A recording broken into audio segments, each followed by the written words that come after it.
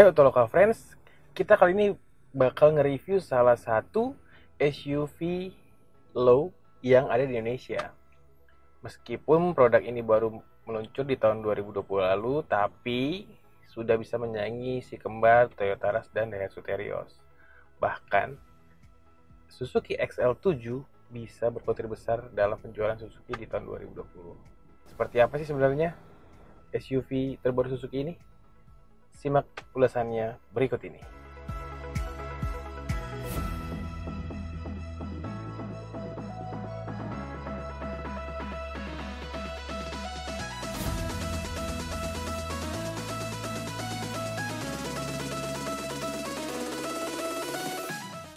Kalau dari hasil pengujian kami, setidaknya ada 8 fakta menarik mengenai Suzuki XL7 yang perlu kalian ketahui. Apalagi kalau memang ada niatan kalian untuk membeli. Pertama, Suzuki XL7 menawarkan ground clearance yang lumayan lah untuk sebuah SUV perkotaan. Ground clearance-nya memiliki tinggi 200 mm. Bicara kelebihan kedua, Suzuki XL7 dilengkapi dengan fitur Smart e-Mirror. Mungkin fitur ini tidak bisa ditemui di produk-produk sejenis atau di segmen yang sama. Jadi, selama perjalanan, mobil bisa direkam melalui kamera yang terdapat di bagian depan dan juga bagian belakang. Fitur ini juga membantu ketika pengemudi sedang memarkirkan kendaraan. Kelebihan ketiga, Suzuki XL7 juga ditawarkan dalam pilihan dual tone atau dwi warna.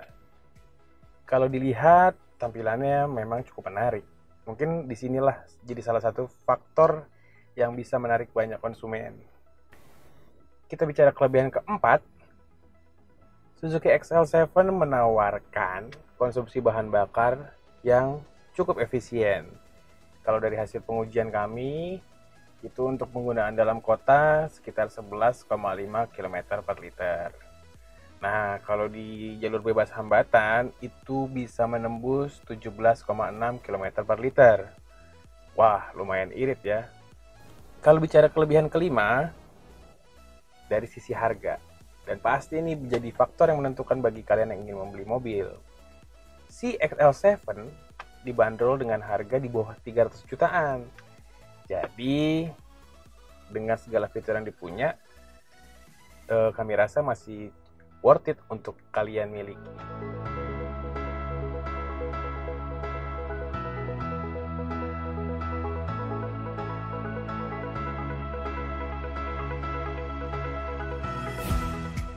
Namun, namanya sebuah buatan manusia, pasti nggak ada yang sempurna. Kalau dari catatan kami, ada beberapa kekurangan. Dari sisi mesin, menurut kami memang efisien, tapi urusan tenaga dan torsi masih di bawah kompetitor. Tapi kalau kalian nyari efisiensi, mungkin XL7 udah paling oke. Terus kalau kekurangan kedua, kalau berada di baris kedua, kalian bakal menemukan sesuatu yang mengganjal. Kenapa? Memang kabinnya nyaman, tapi kalau diisi 3 orang, untuk penumpang tengah tidak ada headrestnya, jadi bisa ngejeblak deh. Nah, kekurangan terakhir yang membedakan dengan si kompetitor, Suzuki XL7 belum dilengkapi dengan fitur cruise control. Tapi memang ya, menurut kami sudah lumayan lengkap sih fiturnya. Dengan bandrol di bawah 300 juta masih cukup lengkap, bahkan sudah memenuhi kebutuhan. Jadi kesimpulan yang kami dapat, dengan budget di bawah 300 jutaan, kami rasa si XL7 ini patut untuk jadi kalian pertimbangkan sebagai pilihan SUV keluarga.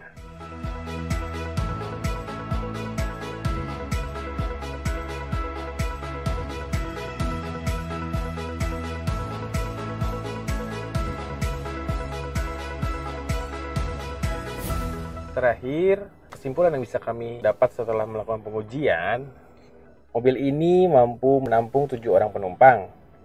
Tapi sayang, joknya masih berbahan fabric. Coba udah pakai jok kulit, pasti bakal lebih nyaman dan lebih mewah. Terus bagi pengemudi juga mengatur sistem head unit lebih mudah karena head unit sudah layar sentuh. Di lingkar kemudi juga sudah dilengkapi dengan kontrol steering. Jadi kalau diajak perjalanan jauh ataupun berpetualang, kami rasa masih nyaman dan cukup memenuhi kebutuhan.